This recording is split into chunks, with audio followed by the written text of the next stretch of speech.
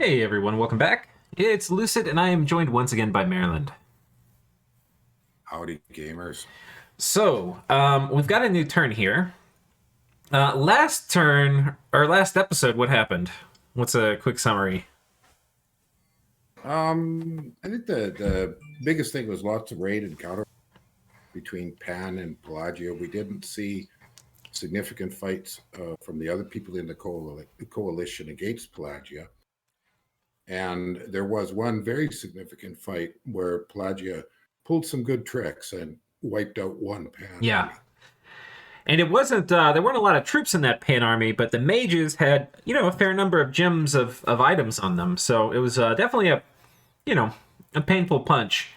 But Yeah, Pelagia, to do all that, two Pans. they spent 200 pearls on wishes. True. So it was expensive. Yeah, well, they stole Gary, right? And then killed him. Or charmed him. So that wiped it. Oh, they charmed him. Yeah. Oh, that's right. That's right. So coming into this turn, we can see there's a lot of Ulmish battles, and that makes sense because Ulm was joined. There's a coalition of Ulm and Ashdod and Pangea against the squid. Against Pelagia, the fish. That's right. The fish, and yes. Ulm's nap ended one turn before Ashdod's, and so presumably next turn we're also going to see Ashdod versus Pelagia. So that would be interesting. Yeah, we could see quite a bit of Ulmish versus Pelagia action. Some odd bits of Pangea versus Ulmish action, but that we'll find out what that was. Right. Maybe that's errors, or who knows. What's interesting about this is this started off as Pelagia attacking Pangea, and then it's almost as if Ulm and Ashdod have come to Pangea's aid. Yeah, it kind of is like that. So, you want to read this first message? I'll read the second one. Sure. Message from Vanheim. It is about time I get around to writing another message. Not a lot is happening, which is why I've not written anything for a while. Pelagia was not super happy about me casting Astral Corruption, especially because it knocked out his gift of health. He's trying to convince me that Pan is getting out of control because of his blood economy, but I am not convinced, as I don't think that Pan's blood economy is that much better than my own. Speaking of that, I am still increasing my blood income, and RLM now, 300 turn. That's a very significant blood income for a blood mine nation. On the other hand, seems very worried that Pelagia will try to win by destroying thrones with horrors. So he has been very friendly and have even helped me get some mindless mages by sending a vampire so I can use foul vapor and life after death to get soulless mages. Oh, I did not notice that Vanheim was also doing that same thing that Ashdod is doing. Yeah, I don't think we had seen a ton of, maybe it just started. I don't remember seeing a ton of Vanheim, Vanheim doing that. I haven't seen it. Yeah, I don't remember seeing it for Vanheim, but maybe we just forgot. Right now, I will just stay neutral, wait and see how things develop, while trying to get as many of the unique blood summons as possible before Pan grabs them all. Well, we know some of them are out there. Yeah, Pan doesn't. I only got 2 of the demons. It says right in a second, Pan has the other 4. It's, yeah. We know Pelagia's got one of them now. Well, and he's got 2 ice devils and 2 archdevils. Okay. I wonder if he's got any heliophagi. I haven't seen heliophagi yet. Yeah. Well, we did see them a while back, but I think they were killed. That's just memory. He started Infernal Forces. Infernal Forces is devils? Yeah. Yeah. And, okay, yeah, as he says, devils won't get killed by the flames from the sky, and the imps are good for patrolling. That's correct. Well, the imps aren't even that bad in fighting, depending on... Oh, yeah, I forgot about the imps. Yeah, they are a nice little freebie you get with that. Yeah, it's just a bit of a bonus. Pan and Pelagia have finally started to fight, but so far none of them seem to have committed much to it, and neither Ashdod or Ulm seem to be involved yet. Just a typo there. Maybe everyone is nervous about what I will do if they get too bogged down in a war. Well, that's always an issue when you're down to just a few nations. Yeah. if you get all tied up fighting like crazy and there's somebody sitting in the back like just waiting their opportunity, it's an ugly potential. Yeah, certainly. One thing I think is interesting is this destroying the throne with horrors threat. And I think this is true. I think Pelagia is going to make it so difficult for anybody to win while he's in a strong position. So, but the same thing, I mean, these top three are very, very scary right now. I think it's anyone's game. So it's hard to say who's going to come out on top. And Vanheim's still licking his wounds after that war with Pelagia. I mean, he lost so much there. Yeah, it was not successful. Okay, the Storm Demons you saw last turn were a new 1 XP batch from Pan's Blood Summoning Site. The old ones, 2 times Infernal Tempest, 1 Infernal Crusade Drowned. We figured that. Yeah, because he stole Garion, and then the other commander somehow he got. Wait, but you remember that was over here where we saw the Storm Demons. How did he drown those guys? Because Garion was down in this lake. Okay. Now I've forgotten already. Well, I don't think we figured it. I mean, we already know he did 2 wishes. One was for the sword. Another one was for Garion. Not sure how we... Huh. Well, there was Garion with another commander, wasn't there? Yeah, but Garion was down here. Yeah. Well, we can go back and look a couple turns. I'm kind of curious. Yeah, it's just the previous turn. Well, I think it's actually I think we have to look one turn before that. I think we need to look at 87. Because we're on 89. Okay. But wait. Okay, so this is where Garion was. Oh wait, was it? No, that's just a long dead. Was this Garion? Oh, this was. You're right. Okay, yeah. So these guys got delete. He got the monster fraud. I got that mixed up then. So he reinforced this with more troops, and then he ended up winning the ensuing fight. This next turn, Pan breaks out of this fort, spams a bunch of water elementals, expecting to mop up whatever's here, but there's a ton of storm demons. Okay, I see. Okay. But that is the ones he's talking about because Garion was leading those demons. Yeah. And to the people listening, if they hear nibbling or something, my dog's in my lap, so I'm sorry. Oh, okay. I can't hear it. Not yet, anyways.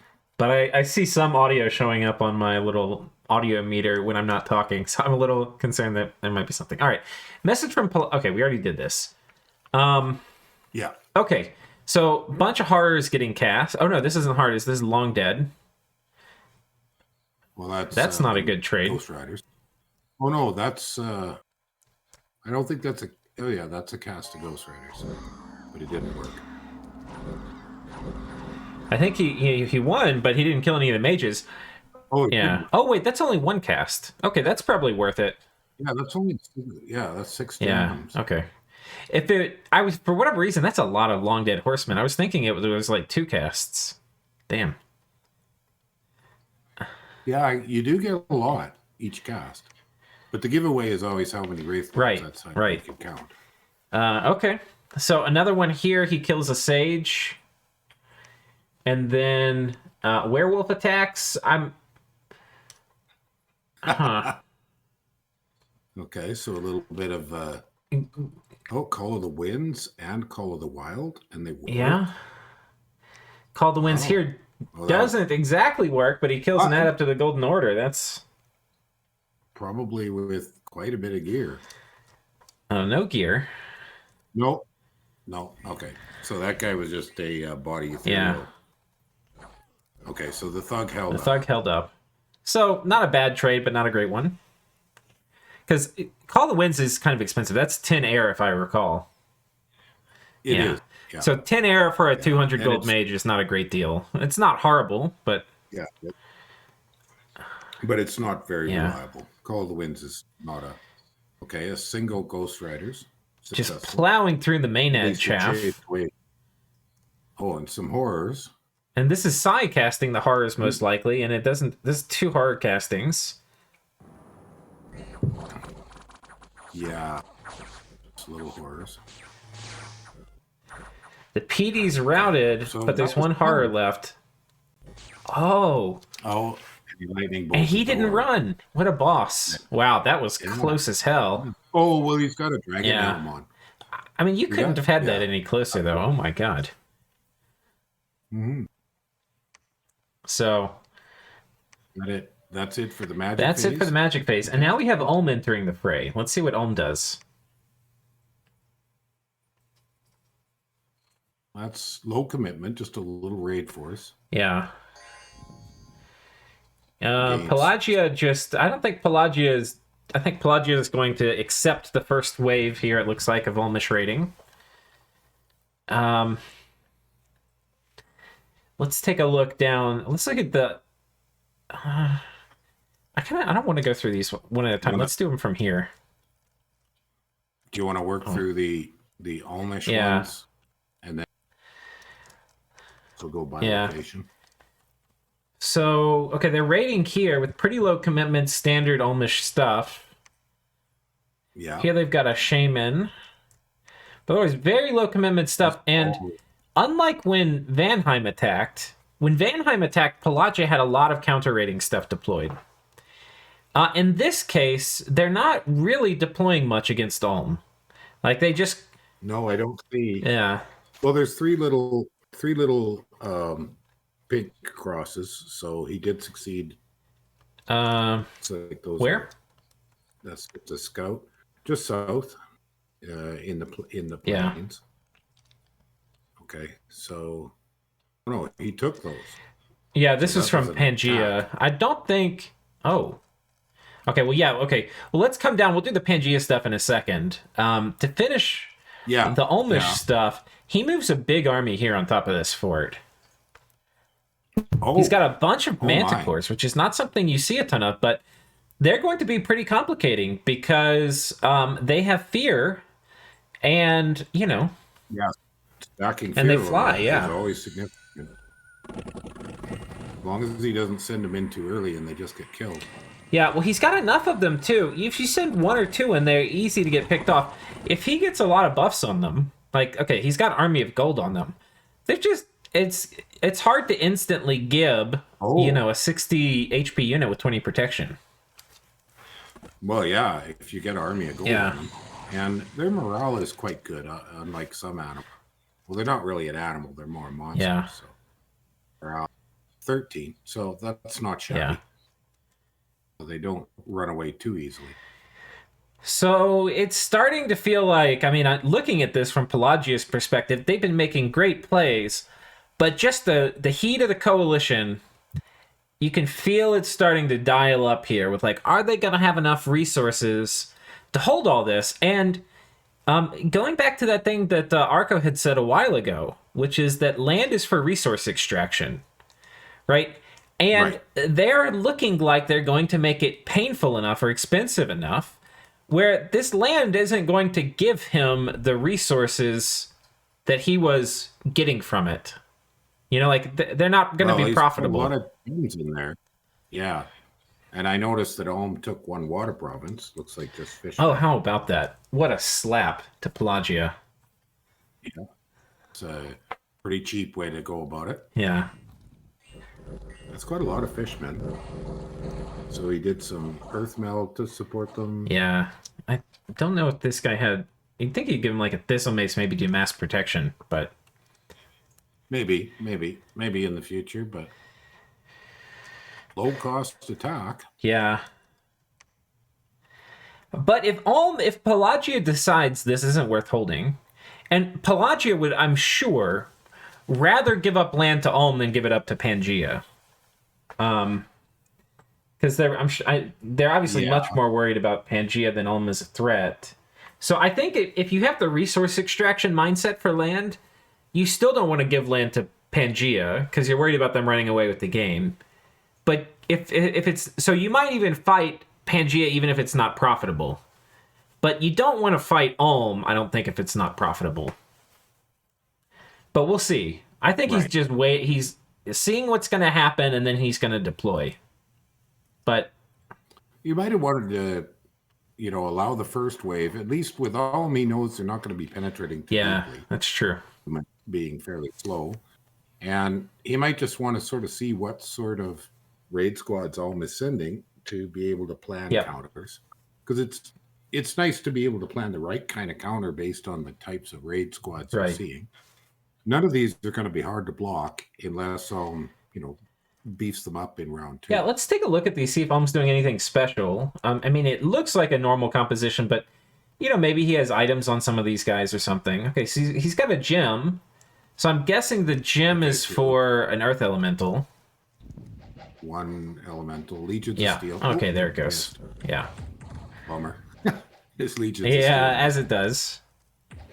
So this is a pretty, Almish stuff supported by a couple earth elementals is pretty scary, because not only does the stuff need to survive Almish troops, but now it needs to survive 2 tramplers. Yeah, and it's cheap. Oh. These are quite cheap. He's got Pillar of Fires. This is a fire random that's cast Phoenix Power. An empowered fire random. Oh, yeah. No, I think it's just a fire random. It's one of the lucky ones. Fire 2 with Phoenix Power. Yeah. So, okay. So now let's come down to the spicy stuff we saw from...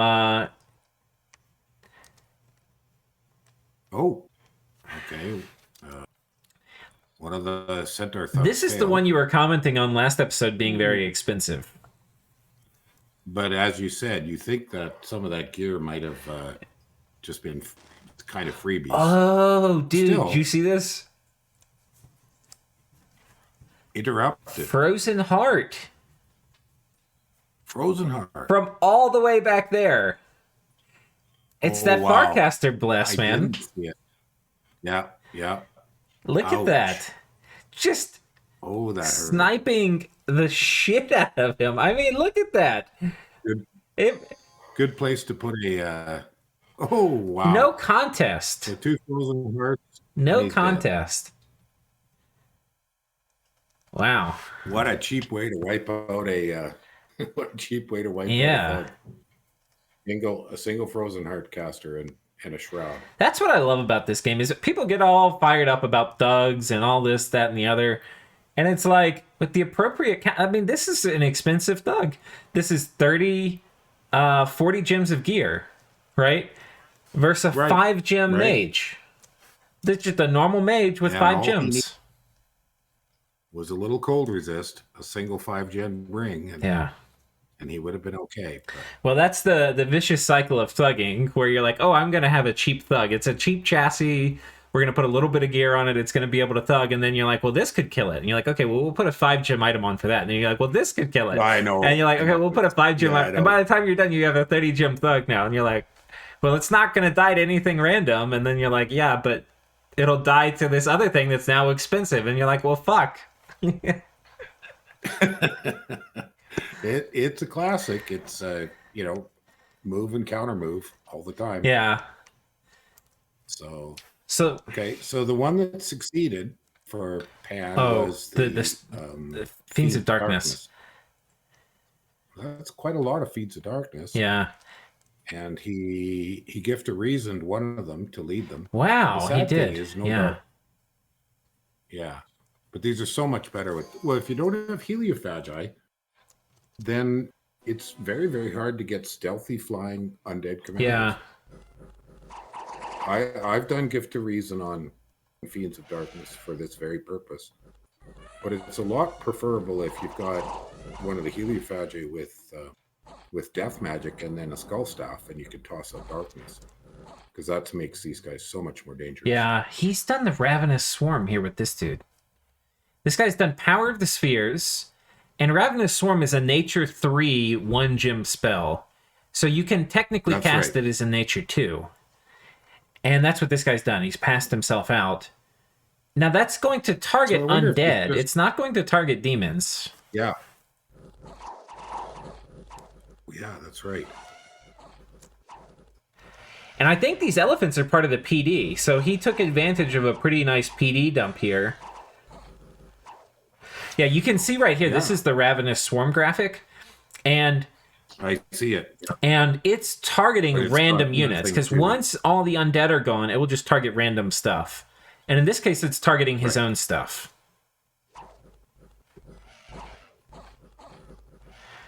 Yeah. All right, the elephants are routing, and they're stomping, trampling their own dudes on their way out. But he lost a lot of He those did. fiends. He lost a lot of them. Like that. Yeah, only 4 Yeah. left. And the commander. So Pretty hefty amount of 30 PD, though. And he 30 killed... PD. Yeah. He killed... Let's see if there were any gems or gear on these mages, because that will determine kind of if this was worth it or not. No, nothing on that guy. Yeah. Minimal. Just, Couple. Yeah. Just a couple of gems. Okay, So cheap. I think this is like an even trade, kind of. Mm-hmm. It's not a...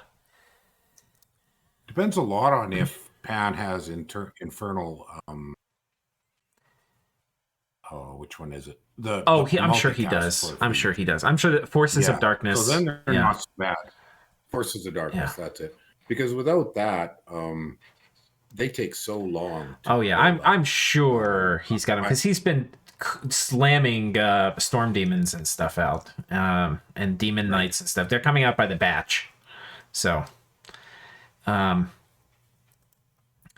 yeah, so he wins this. I think probably on margin this is an advantage for Pangea, because it's a batch of dudes. It's nice that he gets the province, which is worth something. He gets the gems, which is worth something.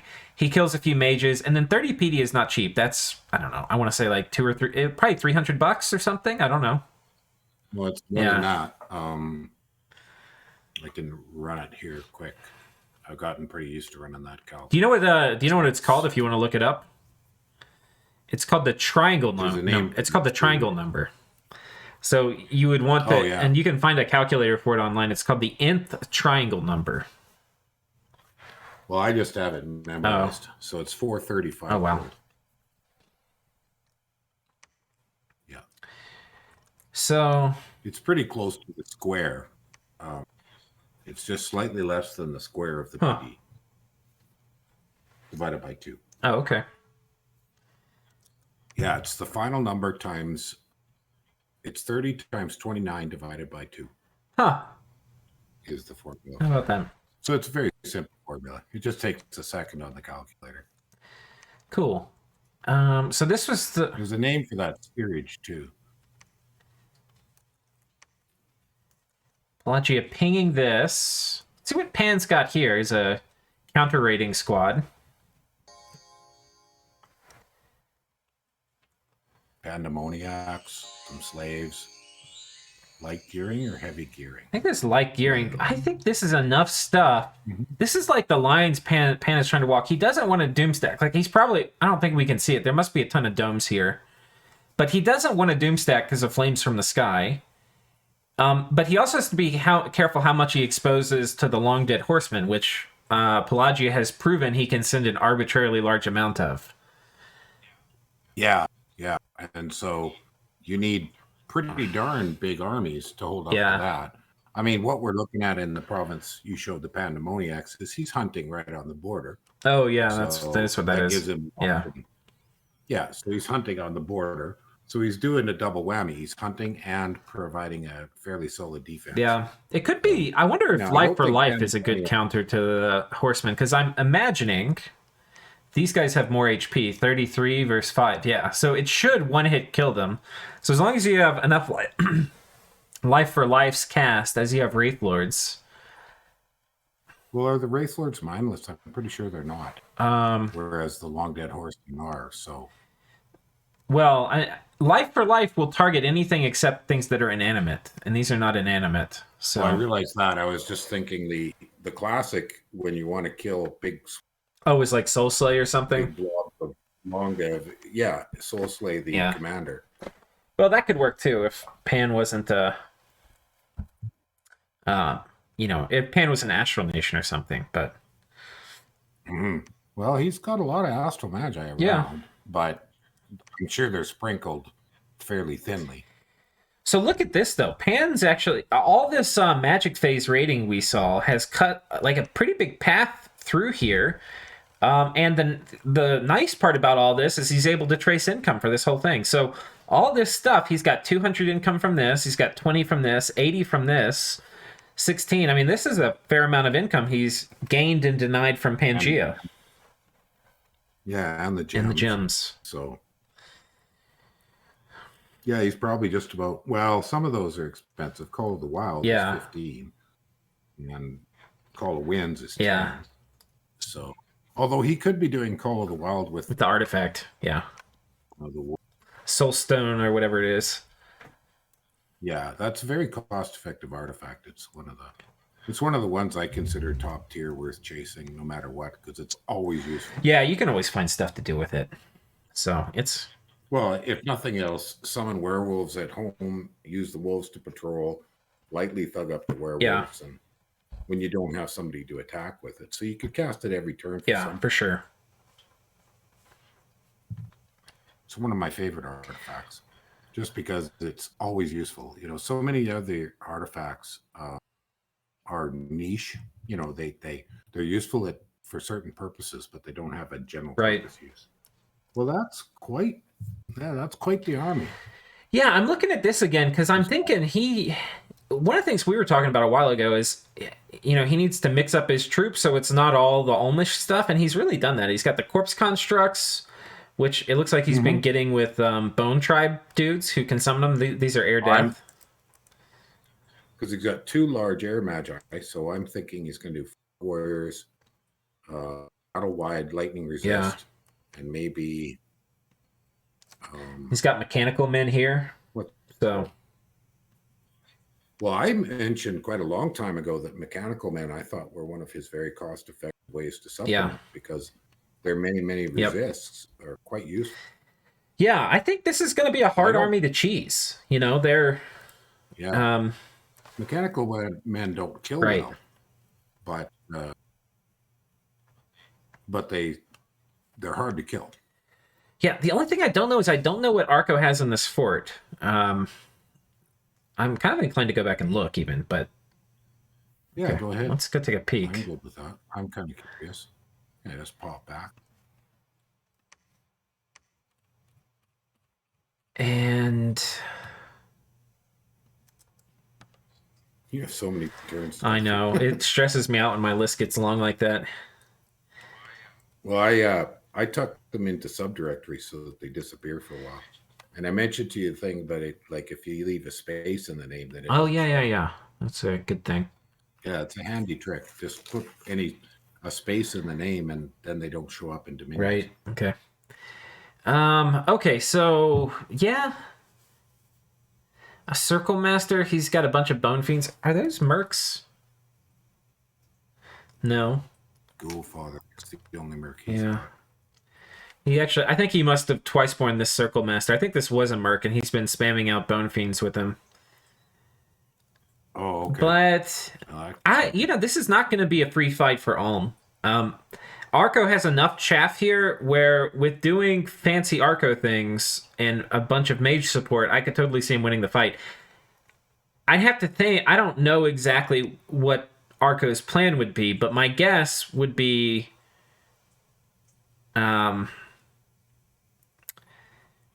Well, he could definitely gem burn Siege Army. So then, well, he's got, it's a long time. I think this is oh no, it's only a 500 wall integrity fort. I thought it was higher. Well, did he put, when you go to the other turn, it might be interesting to see if the big magi are carrying gem generators. Oh yeah, we can take a look at that. Because he's got the Air Queen and the Fairy Queen, so that's 89. Oh, I'm the wrong one. Yeah.